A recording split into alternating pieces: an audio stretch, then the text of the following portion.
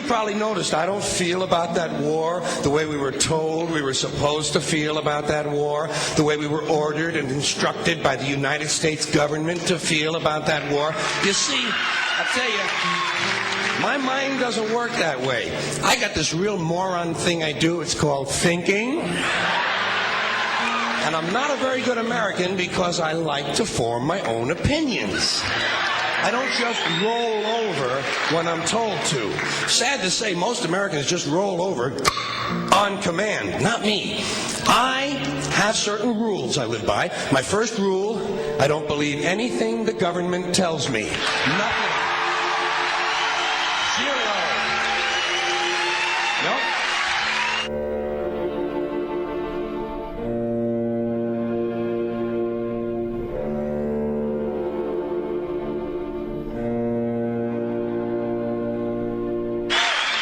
And I don't take very seriously the media or the press in this country, who in the case of the Persian Gulf War were nothing more than unpaid employees of the Department of Defense, and who most of the time function as kind of an unofficial public relations agency for the United States government.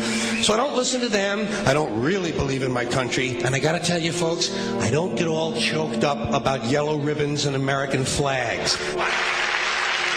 Now, to balance the scale, I'd like to talk about some things that bring us together. Things that point out our similarities instead of our differences. Because that's all you ever hear about in this country is our differences. That's all the media and the politicians are ever talking about, the things that separate us, things that make us different from one another.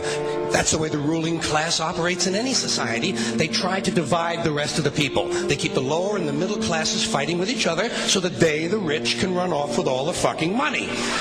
Fairly simple thing happens to work. You know, anything different, that's what they're going to talk about. Race, religion, ethnic and national background, jobs, income, education, social status, sexuality, anything you can do, keep us fighting with each other so that they can keep going to the bank. You know how I describe the economic and social classes in this country? The upper class keeps all of the money, pays none of the taxes. The middle class pays all of the taxes, does all of the work. The poor are there just to scare the shit out of the middle class. Keep them showing up at those jobs. Politicians know that word. They use it on you. Politicians have traditionally hidden behind three things: the flag, the Bible, and children. No child left behind. No child left behind. Oh, really? Well, it wasn't long ago you were talking about giving kids a head start. Head start, left behind. Someone's losing fucking ground here. But there's a reason. There's a reason. There's a reason for this. There's a reason education sucks, and it's the same reason that it will never, ever, ever be fixed. It's never going to get any better. Don't look for it. Be happy with what you got. Because the owners of this country don't want that. I'm talking about the real owners now. The big, the wealthy, the real owners, the big wealthy business interests that control things and make all the important decisions. Forget the politicians. They're irrelevant. The politicians are put there to give you the idea that you have freedom of choice. You don't. You have no choice. You have owners. They own you. They own everything. They own all the important land. They own and control the corporations. They've long since bought and paid for the Senate, the Congress, the state houses, the city halls. They got the judges in their back pockets, and they own all the big all the big media companies. So they control just about all of the news and information you get to hear. They got you by the balls. They spend billions of dollars every year lobbying to get what they want. Well, we know what they want. They want more for themselves and less for everybody else. But I'll tell you what they don't want. They don't want a population of citizens capable of critical thinking. They don't want well-informed, well-educated people capable of critical thinking. They're not interested in that. That doesn't help them. That's against their interest. That's right. You know something? They don't want people who are smart enough to sit around the kitchen table and figure out how badly they're getting fucked by a system that threw them overboard 30 fucking years ago. They don't want that. You know what they want? They want obedient workers. Obedient workers.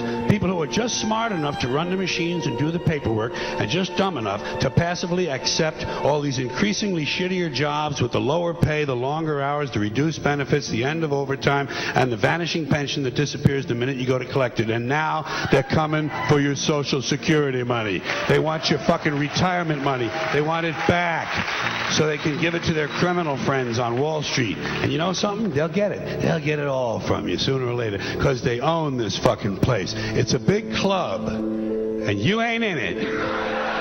You and I are not in the big club.